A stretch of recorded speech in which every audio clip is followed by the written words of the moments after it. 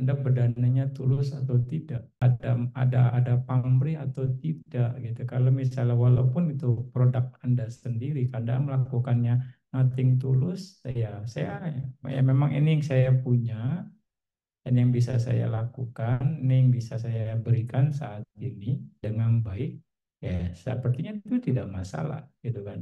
Dari sisi pemberiannya, dari sisi niatnya, ya tak kecuali memang Anda berdananya ya dengan dana ini semoga juga orang banyak lihat sehingga produk saya jadi terkenal atau bagaimana. Nah itu kan masalah mindset lagi, niat, cetana Anda bagaimana pada saat melakukannya.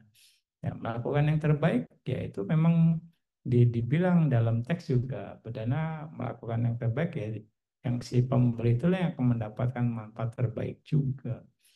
Nah, berdana dengan bijaksana di sini artinya berdana tidak merugikan diri sendiri dan juga orang lain. Itu berdana dengan bijak. Oke, misalnya Anda kaya, tapi ketika Anda kasih banyak, Anda bermasalah secara batinnya, bergejolak. Itu nggak bijak, ya kan? Anda nggak siap untuk melepas banyak. Anda nggak bijak sama diri Anda sendiri. Ya, di situ. Tapi misalnya Anda kaya, Anda bisa melepas banyak dengan happy. Anda bijak.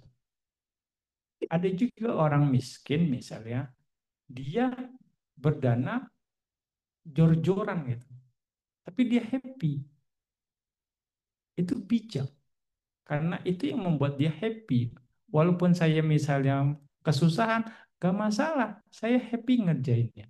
Orang lain akan menganggap itu sebagai apa namanya sesuatu yang bunuh diri, mati bisa konyol. Tapi bagi dia yang ngerti konsekuensinya, saya akan jalani apapun konsekuensinya dengan ikhlas.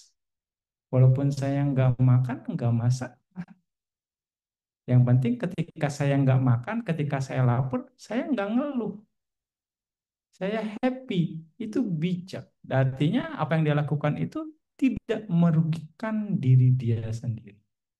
Ya, seperti yang contoh, seorang orang pasangan yang miskin, yang mana dia cuma punyanya selebar kain saja, yang gantian sama suami istrinya untuk pergi dengan ceramah. Ketika giliran suaminya punya keinginan yang kuat untuk mendanakan kain yang dia pakai satu-satunya itu. Dengan konsekuensi kalau saya danakan ini, istri saya nggak mungkin punya kesempatan lagi untuk mendengarkan dhamma karena nggak ada sesuatu yang dipakai untuk keluar. Tapi dia lakukan. Dan dia lakukan dana itu harta satu-satunya yang dia punya lah mau dibilang yang berharga saat itu, yang bernilai. Dia lepas. Dan dia happy ngerjainnya sampai dia bilang saya menang gitu. Dia mengekspresikannya eh, kasihnya pelepasannya itu. Dan itu adalah sesuatu yang bijak saat itu bagi dia. Tapi efeknya malah dia dapat lebih banyak. Ya kan? Nah, itu karena ketulusan yang dia bangun. Hmm, seperti itu. Nah, itulah berdana dengan bijaksana. Nah, kategori bijaksana balik lagi tergantung situasi kita.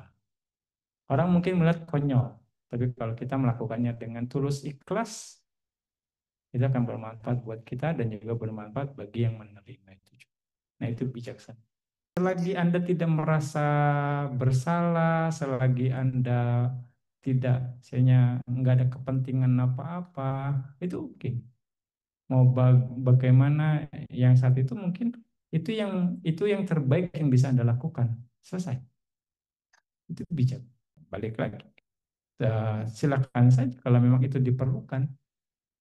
Balik lagi sesuai dengan kebutuhan Anda.